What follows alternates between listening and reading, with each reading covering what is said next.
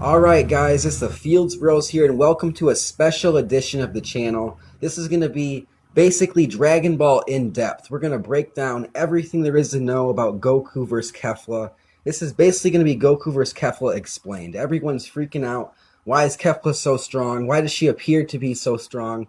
What's going on with Goku? How can she fight with Goku? And he has God Ki, all these different things. So I have a bunch of points we're going to run down, and Brandon is going to explain them thoroughly. So the first point, Kale and Khalifa fuse.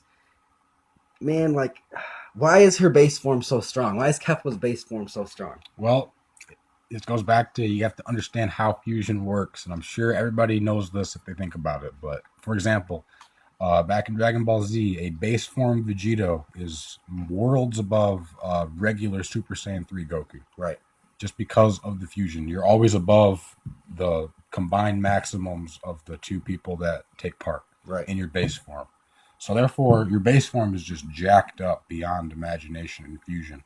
And then when you go Super Saiyan on top of it, you're multiplying such a higher base power that you just get an unnaturally strong, freakishly strong person. Right. Even Vado said that she's tremendously Yeah, strong. abnormally strong. Yes.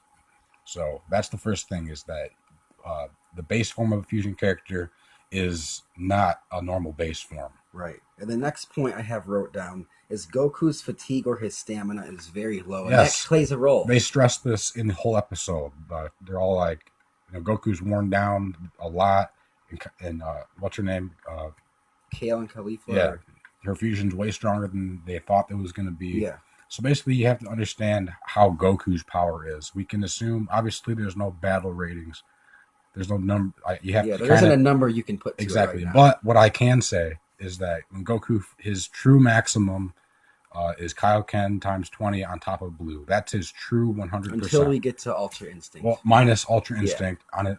That's his. Yeah. That's the most he can do. So if everybody knows what 100 divided by 20 is, it's 5. That's simple math. So therefore, Super Saiyan Blue is 5% of Kaioken times 20 with blue. Yes. So therefore, if he's worn down on top of that, and I can say that he's at least at half power. Yeah, Goku. He's probably lower than that, but this is just to make it simple to understand.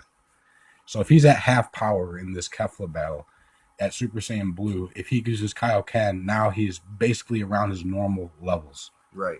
But he's still drained. Right, because he's half power, and then Kaioken times 2. That basically. So now he's back to about 5% of his maximum, of his ultimate maximum, which is Kaioken times 20. Mm-hmm. So therefore, Kefla's power is somewhere in between 3 to 5% of Goku's of his absolute maximum. Right.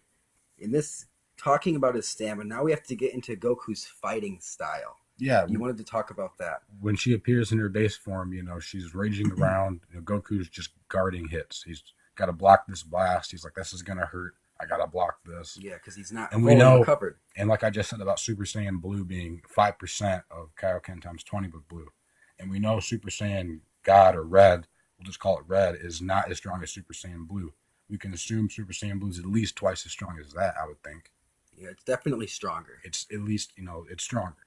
So that would put him at like 1 to 2% of Super Saiyan compared to Super Saiyan Blue Kaioken at Super Saiyan Red.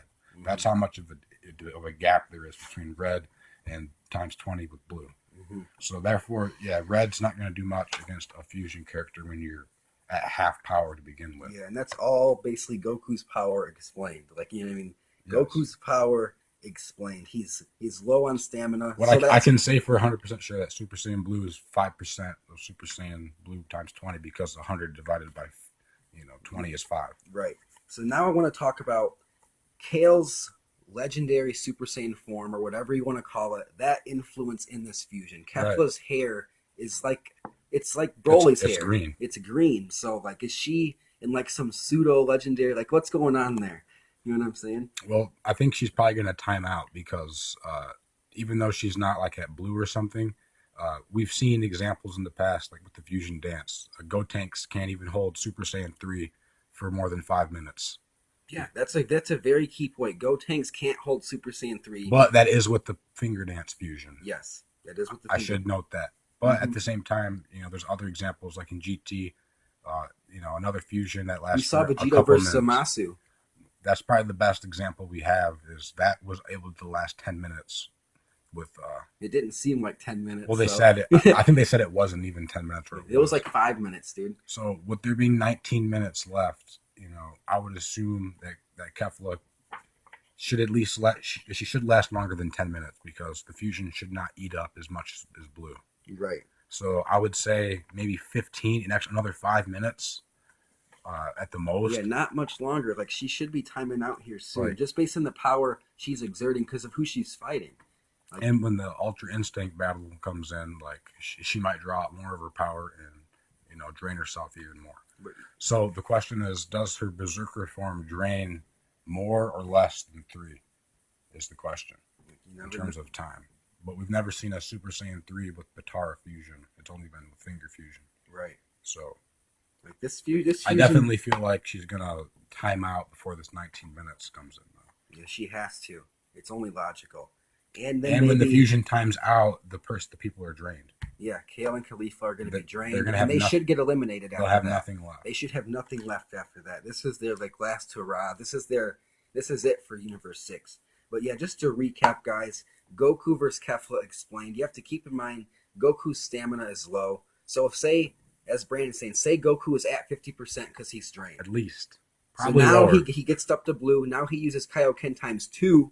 Now he's back to where it's like, all right, now I'm back to where I would be. Now he's hitting about as hard as he normally would, but he's still tired as fuck. And also keep in mind when he's saying about the 5% of the Kaioken times 20, we're talking about Kaioken times 20, just that we know there's Ultra Instinct, but that's not, he can't tap into that. Talking about his... You know what I mean? He can't tap into that on his own. Yeah. That's just a state that it just kicks in. Like, you know what I mean? It's right. Ultra Instinct. Instinctively kicks in. We're talking about power Goku can control. Yeah. And Kaioken times 20 is basically his ultimate max. Yeah, that's his true, 100%, if you want to look at that. You take away that Kaioken times 20, now he's down to Super Saiyan Blue's only 5% of that on its own. All right, guys, so I hope you guys enjoyed the video. Dragon Ball in depth, Goku versus Kefla explained. Peace.